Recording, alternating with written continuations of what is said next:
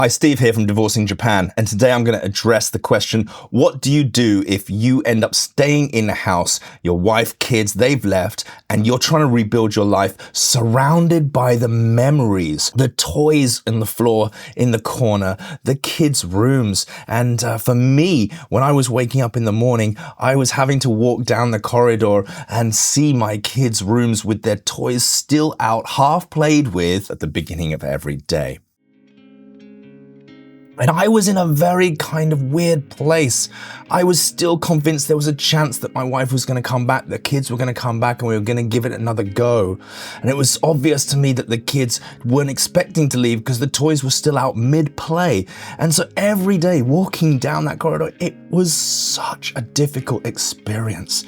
And I didn't want to even close the doors because I felt that the act of closing the doors to my kids' bedrooms was a sign that I was shutting them out.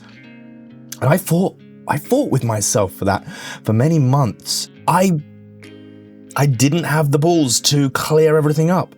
It felt strange to me. And then slowly but surely, I started to make micro baby steps towards clearing things up. And one of the first things I did was just to tidy up the kids' rooms. And it was really hard. It was hard for me to go into the kids' rooms even at the beginning because the emotion of me missing them was so much. And I wasn't seeing my kids at that time. I didn't know where they were and I didn't know how they were doing. And so it was very difficult. But eventually I was able to go in and I tidied the kids' rooms and I cried. I was emotional and I didn't know what was happening. I took the duvet covers off the beds. I took the sheets off the beds and I washed them. I hung them up and I remade the beds ready for when they would come back. And then I was done. There wasn't a lot more I could do because going through the divorce process, I was in a situation where at that time I was being told not to move anything by her family. Don't move anything, don't throw anything away, don't sell anything because we're going to want to account for everything in the future. And at that point, they were really leading me by the collar and lead through the process or the way that they wanted to go through the process. And it wasn't, and I'll say now, it wasn't until that I got the lawyer involved that they suddenly became quiet and they were not so, they were not able to drag me down the route that they wanted to. But anyway, I digress. So it was very difficult. I felt pressure from her family not to throw anything away, not to move anything. And even my own things that were still at her father's house, I actually wanted to go and get them and retrieve them. And I was told, no, I'm not welcome to come in to retrieve my stuff. And I had quite a lot of stuff there. And so I was stuck between a rock and a hard place. And I felt I couldn't tidy up my place. And I was just surrounded by her things, her clothes, her furniture items. And I didn't want to do anything wrong. And I was treading on eggshells, and I really reached a point where I thought I was going to lose my mind. So what was the big change? Well, one day I just realized that enough was enough and I had to do something about this. I had to do something big. And so I realized that a lot of the stress in my mind wasn't down only to my mental state. It was down to the fact that I was ripping the bandage off the painful spot every day by seeing all those items, her items, the kids' items and everything. And as I said before, I did not want to kind of erase the kids' rooms as if they weren't there. But what I did, the first step, I started to remodel my bedroom. Now, I felt that that's something that I could get away with. And so I took her dresses, her clothes, her things, and I moved them to another part of the house. And for about 6 months to the first year, my middle son's bedroom became like a big storeroom. And I was very unhappy with myself for that, but it was just necessary at that time. And I didn't have anywhere else to put them. And so I started moving things out. I minimalized my bedroom down to just a bed and a dresser. And immediately things felt so good.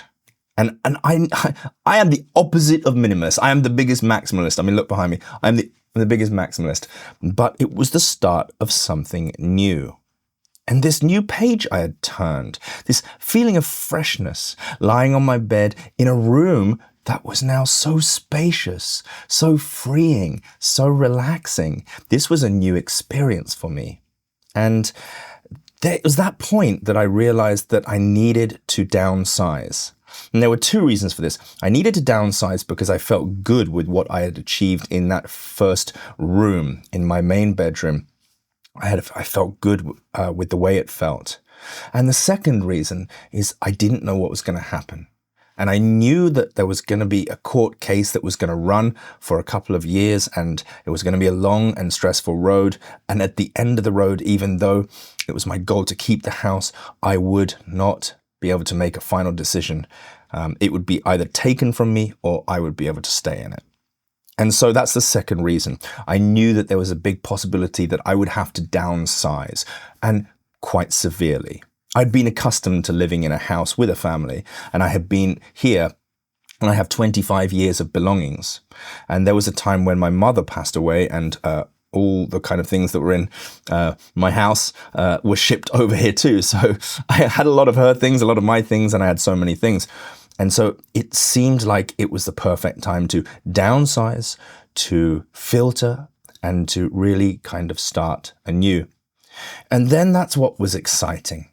Suddenly, over the course of 2 years, I started to feel more and more motivated to slim down and downsize my possessions.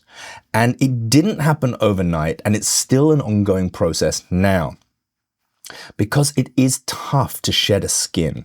It is tough to kind of say goodbye to things that mean things to you. And right now in my process, I was able to get rid of a lot of albums, a lot of CDs and things. I was able to get rid of a lot of photographs, choosing only the photographs that reminded me of great moments, and throwing away duplicates or photographs that didn't mean so much to me. I downsized 2 big Bankers boxes of photograph albums into a shoebox of photos, and I had a small digital scanner to scan them too. So I was going at my own pace, which was quite slow because emotionally it was quite heavy, and it is heavy. So of course you have to go at your own pace. And now, 2 years later, I'm in a position where I'm ready to downsize possibly the hardest thing, the biggest challenge. That is my cameras and sound equipment, my musical instruments and recording equipment and gear. I have a lot. I've got a lot of microphones, a lot of guitar pedals, a lot of guitars, and they all mean something to me. However, I've come to realize that they're all mediocre to low-level stuff. They're all things that I can replace quite easily. But more than that, they're things that I've stacked up over the course of time because they have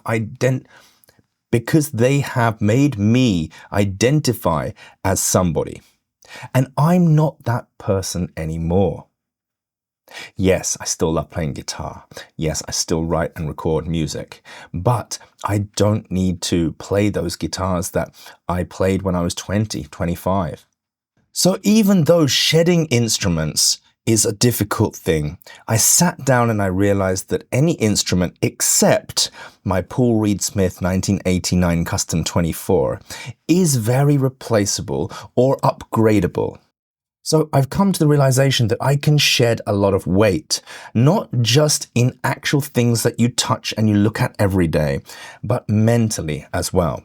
Because when you walk down the corridor or when you see those, for example, those guitars, they weigh on you. The stress comes to you.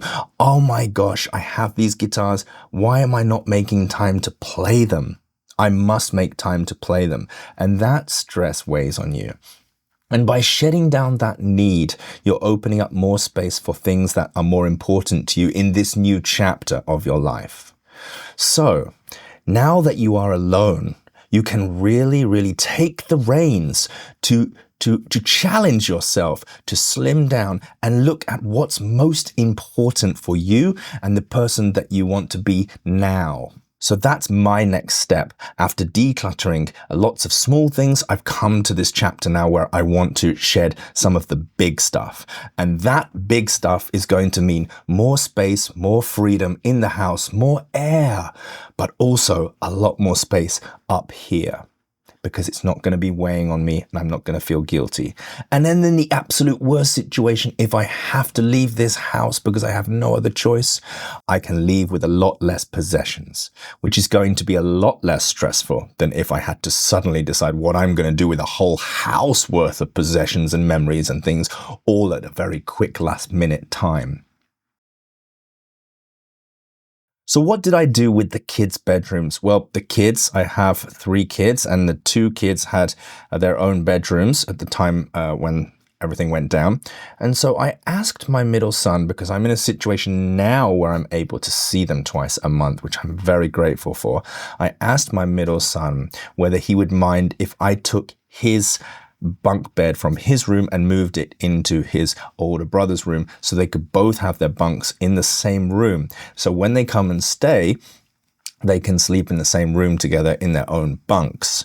Now, I did this because when they come and stay anyway, they usually stay in the same bunk as it is. And he was okay to the idea. And then I asked the kids to help me choose which toys they wanted to keep and which ones I could get rid of.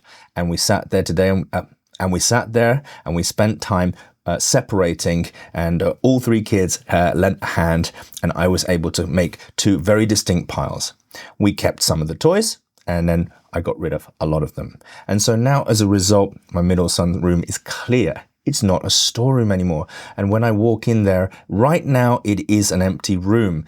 In the future, if I stay in this house, I could turn it into something that's more useful for me, perhaps a reading room, or perhaps a little gym, or perhaps a relaxing yoga room. Who knows what the future holds? But right now, at least it's not a room full of difficult memories, clutter, and stuff that ultimately would just have to be thrown away if I had to suddenly rush and leave the house.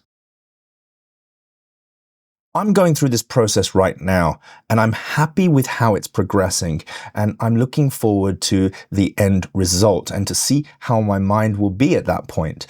There is one thing that I can say though so far. When I go to the dump and I throw these things away, or I go to the used store and I say goodbye to things and I sell them, when I come back to the house, 90% of me is released. I feel a lift of stress, and I feel that I've done something good and worthwhile. After all, my memories and who I was before does not have to be locked in objects.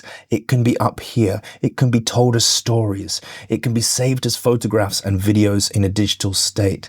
I do not have to create a graveyard of all these things that I had to define who I am now. I found that process to be very freeing, and that's why I've decided I want to continue the process, albeit slowly.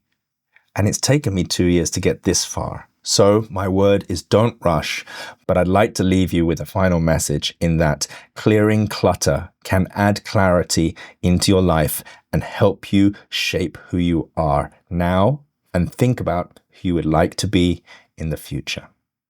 If this video was helpful for you, or you want to ask me any questions, or you want to talk about your own experiences, please drop a comment below, contact me, subscribe the channel. I'm a young channel, just starting out, so I'm hoping I can bring tips and listen to you guys and build a community here around this topic of divorcing and single fatherhood and getting through heartbreak and breakup in relationships.